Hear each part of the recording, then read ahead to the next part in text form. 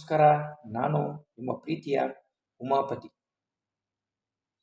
ನಮ್ಮ ನೀರು ನಮ್ಮ ಹಕ್ಕು ಇದರ ಬಗ್ಗೆ ಎರಡು ಮಾತು ಹೇಳಲಿಕ್ಕೆ ಇಷ್ಟಪಡ್ತೀನಿ.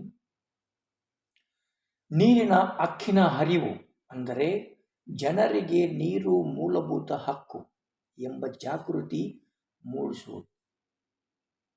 ನೀರಿನ ಸಂರಕ್ಷಣೆ ಹೆಚ್ಚಾಗುತ್ತದೆ, ಆದರೆ ನೀರನ್ನು ವ್ಯರ್ಥ ಮಾಡದೆ ಉಳಿಸುವ ಮನೋಭಾವ ಬೆಳೆಯುತ್ತದೆ. ಸ್ಥಳೀಯ ನೀರಿನ ಮೂಲಗಳ ಲಕ್ಷಣ ಅಂದರೆ ಕೆರೆ, ನದಿ, ಭೂಗರ್ಭ ಜಲ ಸಂರಕ್ಷಣೆಗೆ ಸಹಕಾರ.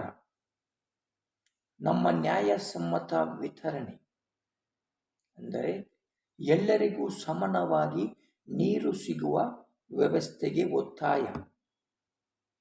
ಭವಿಷ್ಯದ ಪೀಳಿಗೆಗೆ ನೀರು ಉಳಿಸುವಿಕೆ ಅಂದರೆ ಮುಂದಿನ ತಲೆಮಾರಿಗೆ ನೀರಿನ ಭದ್ರತೆ. ಗ್ರಾಮ ನಗರ ಅಭಿವೃದ್ಧಿಗೆ ಸಹಾಯ ಅಂದರೆ ಕೃಷಿ, ಕೈಗಾರಿಕೆ ಮತ್ತು ಗೃಹ ಬಳಕೆಗೆ ನೀರಿನ ಸ್ಥಿರತೆ. ಪರಿಸರ ಸಮತೋಲನ ಕಾಪಾಡುವುದು ಅಂದರೆ ಪರಿಸರ ಸಮತೋಲನ ಕಾಪಾಡುವುದು. ಇದಕ್ಕೆ ನೀರಿನ ಮೂಲಗಳು ಉಳಿದರೆ ಪ್ರಕೃತಿ ಸಮತೋಲನ ಉಳಿಯುತ್ತದೆ. ಸರ್ಕಾರದ ಜವಾಬ್ದಾರಿ ಹೆಚ್ಚುತ್ತದೆ ಅಂದರೆ ನೀರಿನ ಯೋಜನೆಗಳನ್ನು ಸರಿಯಾಗಿ ಜಾರಿಗೊಳಿಸಲು ಸಹಾಯ ಮಾಡುತ್ತದೆ. ಮಳೆಯ ನೀರನ್ನು ಸಂಗ್ರಹಿಸಲು ಮಳೆಯ ನೀರು ವ್ಯರ್ಥವಾಗಿ ಹರಿದು ಹೋದರೆ ಸಂಗ್ರಹವಾಗುತ್ತದೆ. ಭೂಗರ್ಭ ಜಲ ಹೆಚ್ಚಿಸಲು ಕೆರೆಯ ನೀರು ನೆಲದೊಳಗೆ ಸೇರ್ಪಡೆ ಆಗಿ ಬಾವಿ, ಬೋರ್ವೆಲ್ಗಳು ನೀರು ತುಂಬುತ್ತದೆ. ಕುಡಿಯುವ ನೀರಿನ ಮೂಲ ಅಂದರೆ ಹಳ್ಳಿಗಳಲ್ಲಿ ಮತ್ತು ನಗರಗಳಲ್ಲಿ ನೀರಿನ ಪ್ರಮುಖ ಮೂಲ. ಕೃಷಿಗೆ ನೀರು ಒದಗಿಸಲು ಹೊಲಗಳಲ್ಲಿ ನೀರಾವರಿ ಮಾಡಲು ಸಹಾಯ ಮಾಡುತ್ತದೆ.